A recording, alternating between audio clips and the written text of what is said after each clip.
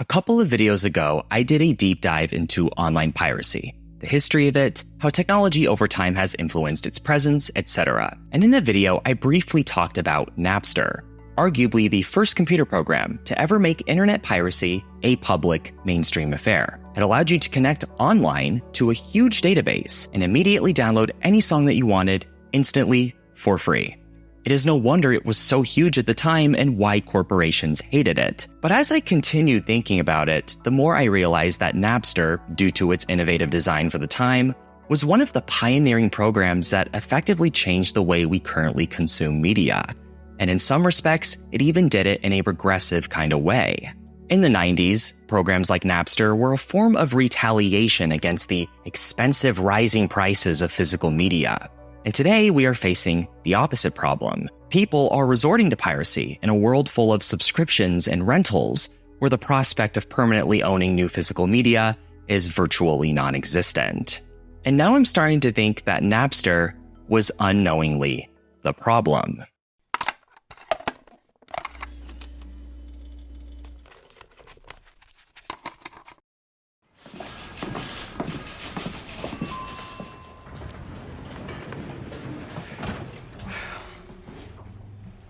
I know you saw me during my Gentle Bands pitch. Thought you were hiding from someone. You know, the difference between you and me is that this isn't just a cash grab, all right? I like Gentle Bands. Your idea was just soulless. I thought it was more they wanted. Well, as someone who actually owns the songwriter,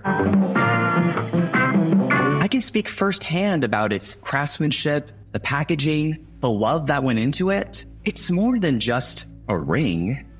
It has a guitar string in it, tungsten wood.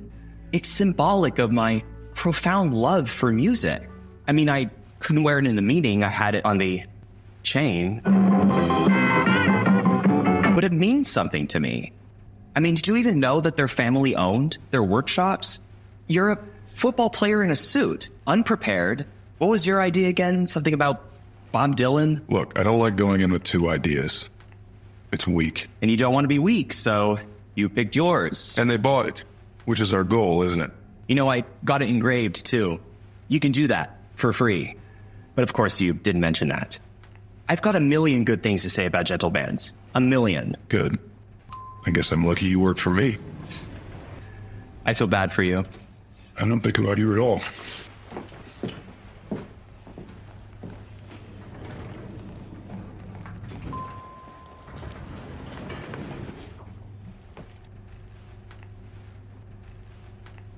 Now imagine, it's the 1990s, you're driving in your car, and you hear a new song on the radio, and you're thinking, oh wow, I like that song. If only I could listen to it again. So what do? Well, you have a few choices. You could always record the song from the radio onto a blank tape. The quality won't be perfect, but you'll have it for personal use to listen to as many times as you want. But if you really want the full, immersive experience, you could always just make a trip to the music store and buy that CD, and it is yours to keep forever. But physical music, especially vinyl, was getting expensive in the 90s. An entire album could be as much as $20. If the album was terrible, you were out of luck. And money. Yeah, you could always rent these albums for much cheaper, but why spend any of your hard-earned money at all on something that you just might not like? But what if there was a third option?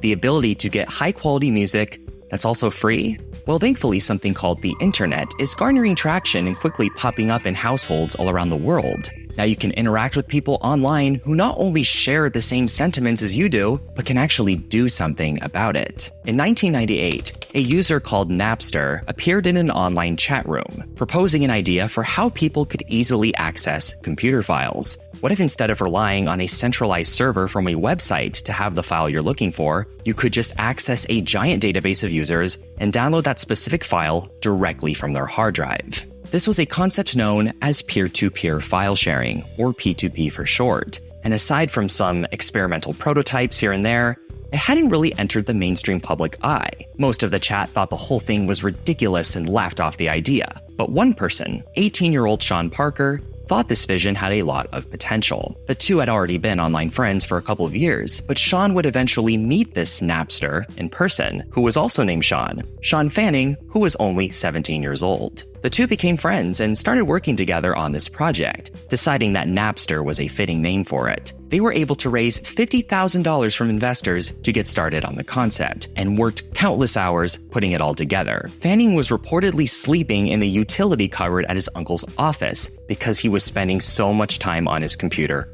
programming. Then in June of 1999, Napster officially launched to the public.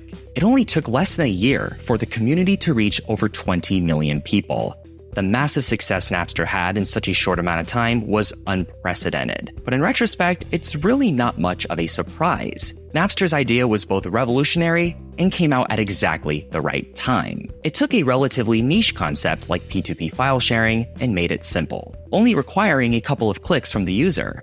It made the navigation of desired content way easier as well. Digitally downloading music before Napster was not impossible, but a bit of a Hail Mary. You effectively had to know where to look or connect with the right people to help you out. Maybe you knew a guy on AOL Instant Messenger that can send you the right files.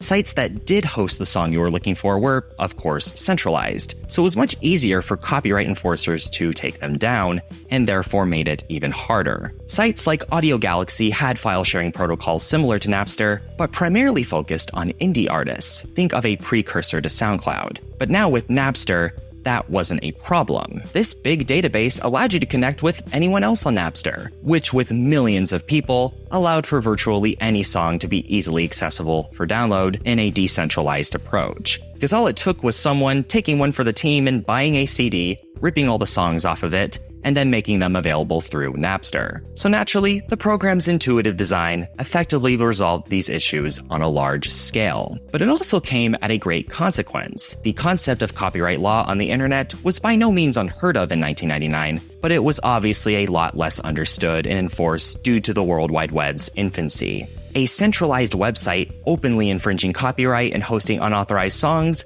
is quite easy to shut down. But the thing is, Napster wasn't actually hosting any of the content. They were basically just a referral list that connected you to people that already had the content in question. What are you gonna do? March over to someone's house and force them to delete that song off their hard drive? Not to mention that not everything accessible through Napster was copyrighted either. Many of these songs were public domain or even granted permission for download by the artists themselves, so it wasn't all bad. This created a very gray area for the legality of Napster, and because it was such a unique situation, copyright enforcers weren't exactly sure what to do. This allowed the program to just continue to grow exponentially as the months went by, and by the year 2000, they were extending to other platforms. A Macintosh version of Napster, known as Maxter, would be released that same year.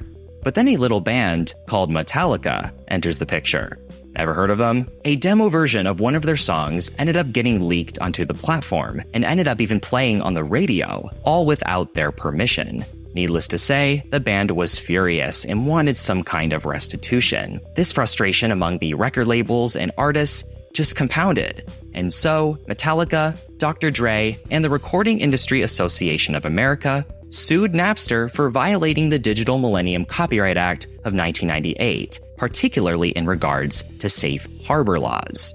Now, this is when the discussion of copyright gets very nuanced, because when you are dealing with something as huge as the internet, let's be honest, a lot of things that happen on there are beyond your control. The DMCA took this into account. For example, if someone uploads an entire movie to YouTube, the company YouTube is off the hook. Instead, the YouTube account that uploaded the video would be punished. Safe harbor laws do not punish the website hosting the copyrighted content, but rather the provider or distributor of the said content. Having said that, you also need to prove beyond a reasonable doubt that the website has good intentions. The primary purpose of YouTube is that it is a video sharing site, which users can upload their own personal creations for the world to see. But with millions of people uploading to it every day, copyright is bound to slip through the cracks. And DMCA allows YouTube to crack down on it to the best of its ability. But the primary goal of Napster, let's be honest, it was specifically for accessing copyrighted music for free.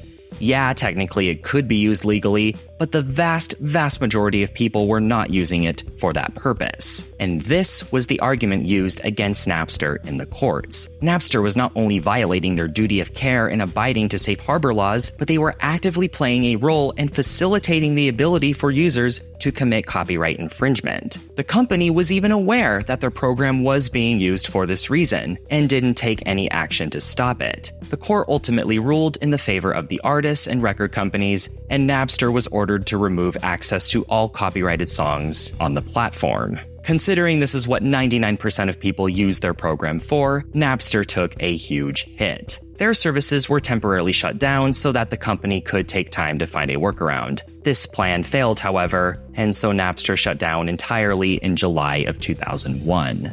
There was finally a solution to the buying music problem, until there wasn't.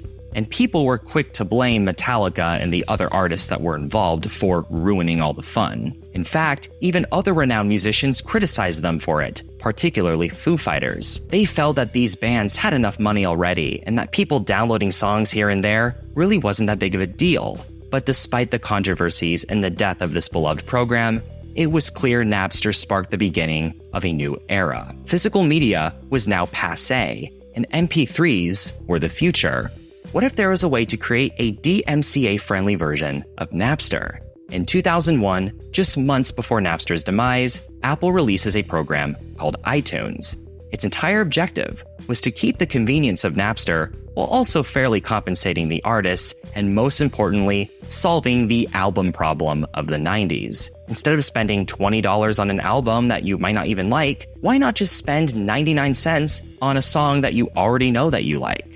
It was the perfect compromise between the record labels and the consumers. And it's actually quite amazing that these record labels would agree to settle on something that looks so small. But when you really look at what Napster did, it all starts to make sense. Napster didn't just find a genius way to give everyone access to free music, but literally changed the industry. Downloading music off the internet was now the future, and physical media sales were at a decline.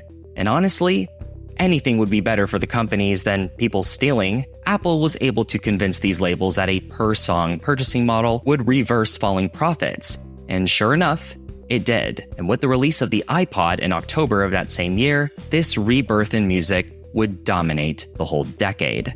Applications like Pandora, Spotify, and even Napster once again would pop up as online music services. With just a monthly subscription, you can get access to millions of songs online or even through your phone if you download the app. Programs like LimeWire would learn from the mistakes Napster made and more or less operate as a satisfactory, more advanced replacement. I've gone more into detail about the specifics of this in my video on piracy if you would like to check that out. But in short, it was easy to shut down Napster because they had the music database baked into the program, meaning in reality, it was actually a lot more centralized than it appeared. LimeWire, however, only provided the downloading tools. It was up to the user to find their own database of files online. Now, the story of LimeWire deserves to be its own video, but in short, this allowed for them, and the many other pirating programs that took similar approaches, to exist a lot longer than Napster. And the advancement of technology and protocols like BitTorrent would make it possible to download things other than music, like movies, video games, or even entire programs. And much like with Napster, this would show the entertainment industry that these forms of entertainment were also migrating to the online space. So they created streaming services. And these services were so affordable, many people actually found it more convenient than pirating, much like what iTunes did to music. But what happens when things get too convenient? Streaming became so commonplace in the world, they were more or less the only viable option left. During their experimental phases, streaming services were trying to lure people in by giving them attractive prices. But once streaming became the standard, these companies could now really test the elasticity of their product. Yeah, we raised our prices. What are you going to do about it? Go somewhere else? You can't. Which brings us to now. In the current market, at least the corporate market, physical media like DVDs, CDs, are more scarce than they've ever been, especially with video entertainment. Really, your only bet right now is to buy them secondhand, and this creates the unintended consequence of movies just disappearing entirely. Because of certain contracts and licensing agreements, a lot of movies hop from one service to another, or even just disappear entirely. And because there are next to no new DVD prints being made, the only way that you can obtain them is through piracy. But obviously that's illegal, so they effectively just become lost media. This was an issue that simply didn't exist during the height of physical media, yet we're paying more for it. What started as a product specifically designed to give us more is now giving us less, and we don't even own it. And when you really think about it, the common ancestor to all of this is Napster. Now, it's not Napster's fault. There were many moving parts to this problem, but it certainly was a cog in the machine, even if its contributions were indirect. By revolutionizing the industry, Napster effectively taught the world that this was a new medium of accessing information that could be capitalized. And it didn't have to be hard to use either. All of Napster's progression, in the long term, even created some regression, both within the streaming industry and in the form of a new movement that is slowly growing outside of it. Physical media has been slowly making a comeback. We've been seeing it with vinyl for years now, but now it's reaching other forms of entertainment too.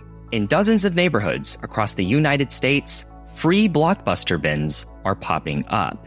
People are buying old mailboxes, spray painting them blue, and filling them with old DVDs, even video games, and anyone in the neighborhood is welcome to grab one, free of charge, just as long as they put another DVD in the bin. Imagine having a mini library, but you don't need a library card to check anything out. Nostalgia is certainly a component to this as well, but the main driving force really is that people just miss owning things. When does the subscription model become the inconvenient option? Well, when it's the only option left. People want to have a say in things, and that was what made Napster such an attractive platform, and its rise and fall really just is history repeating itself. Rock and roll gave power to the people until that power was taken advantage of. Napster took that power back in a whole new way until that whole new way was taken advantage of. It is the counterculture becoming the status quo, and perhaps the world right now is at that stage where they are going to retransform it all once again. You know what else will fix it?